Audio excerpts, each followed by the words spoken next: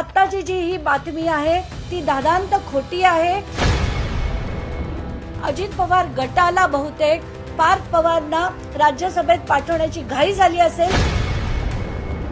Report मध्ये पार्थला clean chit मिळूच शकत नाही। का प्रफुल्ल पटेलना झालीये, का नरेश अरोराना झालीये, का उपमुख्यमंत्री सुनेत्रा पवारांना झालीये, का देवेंद्र फडणवीसांना झालीये, हेच आता काही कळत नाहीये। कारण खारगे समितीचा अहवाल आलाय आणि त्यांना क्लीन चिट दिली गेलीये, त्यांचं नाव कुठेही नाही।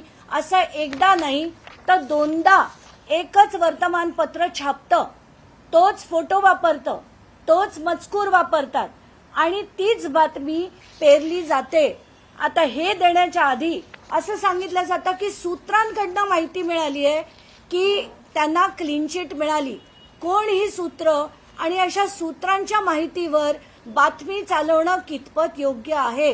आत्ताच्या घटनेला कुठलाही रिपोर्ट आलेला नाहीये आणि रिपोर्टमध्ये पार्थला क्लीन चिट मिळूच शकत नाही हे मी खात्रीने सांगू शकते। त्याच्यात खारगे समिती अमुक न तमुक मार्ग काढेल विलंब करायचा, पण पार्थला कोणाचेही काका क्लीन चिट देऊ शकत नाहीत। त्यांचे आई नाही, वडील नाही, आजोबा नाही, कोणी क्लीन चिट त्यांना देऊ शकत नाही। आत्ताची जी ही बातमी आहे ती दादांत खोटी आहे आणि पेरलेली बातमी आहे। पेरलेल्या बातम्यांवर माध्यमांनी अशा बातम्या चालवू नये असं मी दुसऱ्यांदा माध्यमांना निवेदन करते। ज्यावेळेस रिपोर्ट हातात येईल, पीडीएफची कॉपी हातात मिळेल, त्याच्यातला मजकूर वाचूनच मगच माध्यमांनी ही बातमी चालवावी। आत्ताच्या घटनेला त्या राष्ट्रवादीच्या त्या गटाला, अजित पवार गटाला बहुतेक पार्थ पवारना राज्यसभेत पाठवण्याची घाई झाली असेल म्हणून हे परत केलं जातंय। पण यात जरा काडी मात्रही तथ्य नाही, एवढंच आत्ता मला मांडायचंय। याच्यातल्या अनेक सबमिशन्स मी 4 वेळा सबमिशन खारगे समिती पुढे केले आहेत, क्रॅकिंग डिटेल्स दिलेले आहेत।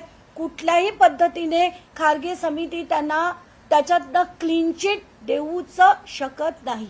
मॅम, तुम्ही आता सांगितलं की काहीतरी लोकांना ही गरज वाटते का ह्या सगळ्या गोष्टींमध्ये क्लीन करणं, तुम्ही राज्यसभेचा देखील उल्लेख केला, तर मात्र कोणतरी ताकद लावताना दिसतंय का या सगळ्या गोष्टीपर्यंत? ही बातमी सरळ पेरली गेलेली आहे आणि ती त्याच्यात बातमीत पुढे काय चालवलं जात आहे की पार्थ पवारचा मार्ग मोकळा।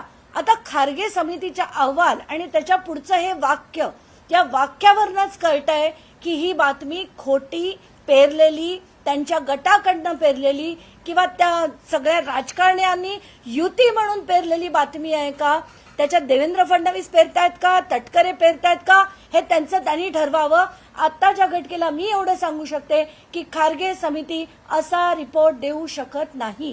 दमानियाताई, खरं तर जी 24 तासने हे प्रकरण सुरुवातीपासून लावून राहिलं, मात्र खारगे समितीला जी वारंवार विचारणा केली जाते माध्यमांकडनं की अधिकृत रिपोर्ट आलेला आहे का, तुमचा काही संपर्क झालेला आहे का खारगेंशी? त्यांनी तुम्हाला काय उत्तर दिलंय आणि हा अधिकृत रिपोर्टची वाट किती काळ बघावी लागणार आहे?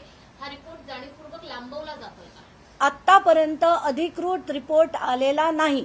त्याची मी विचारणा 10 वेळा केली आहे की मला त्याची पीडीएफची कॉपी हवी आहे आणि त्याचा मी मेसेज आता मुख्यमंत्र्यांना सुद्धा केला की माध्यमांमध्ये दाखवलं जात आहे की तुमच्याकडे तो रिपोर्ट आलेला आहे तर त्याची पीडीएफ मला आधी देण्यात यावी।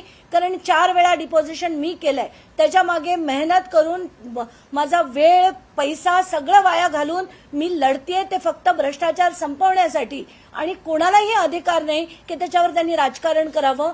असा मी मेसेज मुख्यमंत्र्यांना पाठवला, बावनकुळेंना पाठवलाय, अजूनपर्यंत 1 तास झाला पाठवून, दोघांचंही उत्तर नाही। पण माझ्याकडे ती पीडीएफ नाही। जर कुठल्या माध्यमांकडे असेल तर जोपर्यंत पीडीएफ येत नाही तोपर्यंत अशा बातम्या कृपया चालवू नये।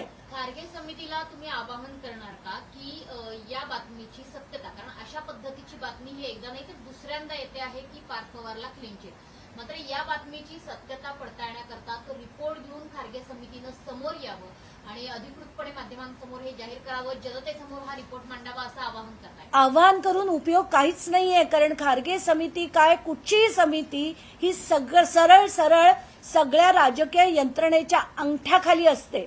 त्यांनी सांगितलं तरच तो अहवाल पब्लिक होईल. त्यांनी सांगितलं अजून 10 वर्ष दाखवू नका, तर तो अहवाल 10 वर्ष बाहेर येणार नाही. खडसेंच्या प्रकरणात आपण बघितलं होतं, फडणवीसांनी किती काळ तो अहवाल गायब केला होता. ही समित्या बसवल्या जातात, लोक त्याच्यावर 4 दिवस चर्चा करतात, विसरल्या जातात. अहवाल बाहेर खरा येतच नाही. आणि म्हणून मी म्हणते की जोपर्यंत खरा अहवाल बाहेर येत नाही तोपर्यंत माध्यमांनी हे चालवू नये.